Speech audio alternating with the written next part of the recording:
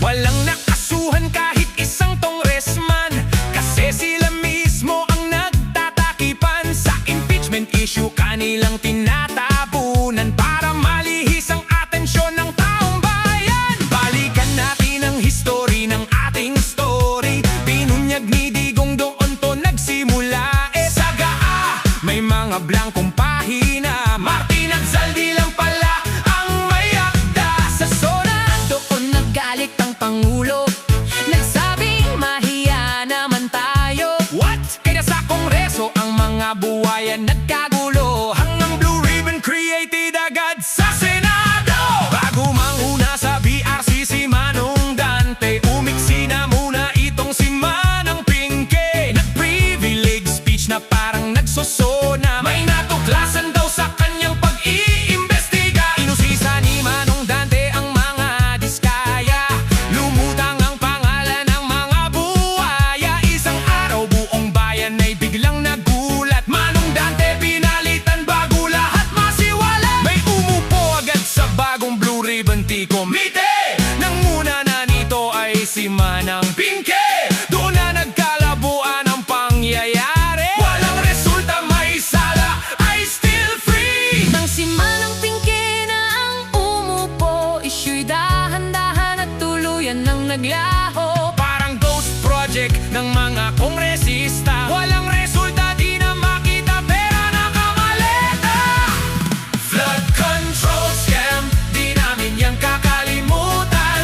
Trilyong pera ng bayan ang ninakaw dyan. Gusto naming managot ang mastermind yan, kaya mag-iingay kami para ulit inyong buksan.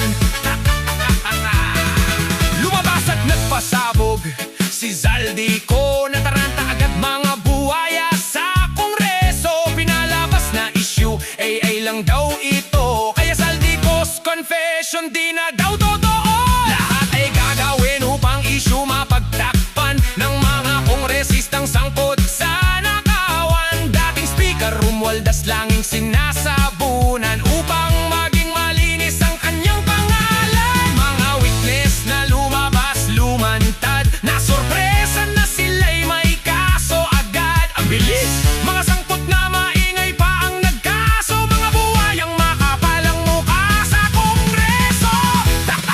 Kamakailan nagalit si Aling Claire kay Madam Karen. Dahan-dahan lang daw sa kanyang mga sasabihin. Flood issue investigation ay patuloy umuusad pa rin. Masususing iniimbestigahan ng mga salarin. Ay say ay naglabas na ng resulta. May mga makakasuhan na daw sila. Mga maliit na isda sa fish pan ng buwaya. Pero si Tambalos, lo speaker, malinis na. Tanong ng bayan, anong ending nito? Gusto namin managot ang punot dulo. Pangalan ng magpinsan ay biglang luminis dahil sa isyong walang tigil sa paglihis.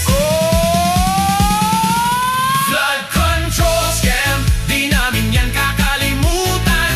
Priyong pera ng bayan ang ninakaw dyan. Gusto naming managot ang mastermind yan, kaya mag-iingay kami para ulit inyong buksan. Gusto namin na ang pinakaulo ang managot, hindi yung mga sacrificial dealers na mga sangkot. Hindi kami bobo na pwede niyong linlangin. Tatabunan ng isyo para lang walain.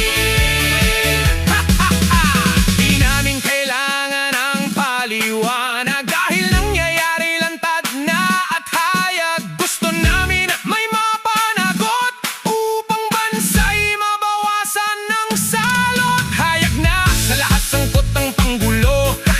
Kaya issue pilit niyong nilalabo. Hindi kami titigil na mag-ingay sa flood control issue. Nasa taloy ng limot tinatangay. Flood control scam, di namin yan kakalimutan.